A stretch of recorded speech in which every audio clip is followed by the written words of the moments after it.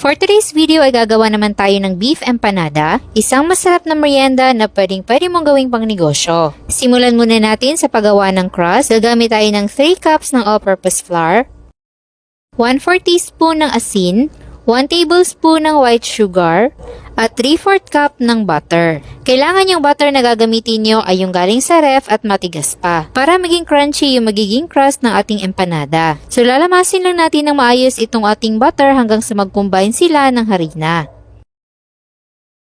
Pagkatapos niyan ay maglalagay tayo ng 1 cup ng ice cold na tubig. Sa paglalagay naman ng tubig ay dapat utay-utay lang para makagawa tayo ng magandang dough.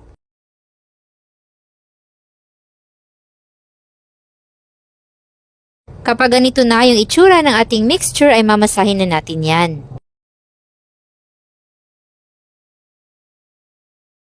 Mga 5 minuto lang ng pagmamasa at kailangan ganito yung magiging itsura ng inyong dough. Tapos ay ibabalot muna natin to sa cling wrap at ilalagay sa refrigerator for 30 minutes. At habang nire-rest natin yung dough sa ref, ay lulutuin naman natin yung ating magiging palaman. Meron tayo ditong 1/4 kilo ng ground beef at diretso na natin itong ilalagay sa kawali na walang mantika. Nagre-render naman ng fat yung ground beef kaya antayin na lang natin at yun yung gamitin natin sa paggisa nito. Kapag nag-iba na yung kanyang kulay ay igilid lang muna natin at magigisa tayo ng sibuyas.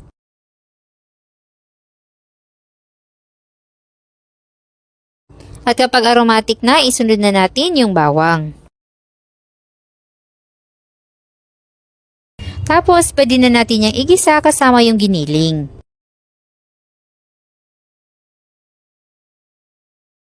Pagkatapos magisa, ihahalo naman natin yung gulay na carrots at patatas. At igisa lang natin to hanggang sa lumambot na yung mga gulay.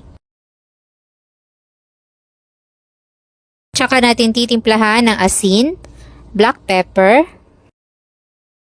at all-in-one seasoning of your choice. Maglalagay din tayo ng 1 tablespoon ng oyster sauce. Tapos ilang minuto pa ay pwede na natin yung hanguin at iset aside lang muna. Tapos ay gagawa na tayo ng ating crust. Magdust muna tayo ng harina dito sa ating pagmamasahan. At hahatiin lang natin itong dough sa maliliit na parte. Tapos, ay bibilug-bilugin natin to. Then, i-flatten. At panipisin pa natin yan konti gamit yung rolling pin. So, ganyan ay okay na. Ilalagay na natin yung palaman dito sa gitna ng crust. At lalagyan natin ng konting cheese para mas masarap. Tapos, fold lang natin ng ganyan. Tapos, i-press-press lang natin kung saan mismo yung gilid ng palaman.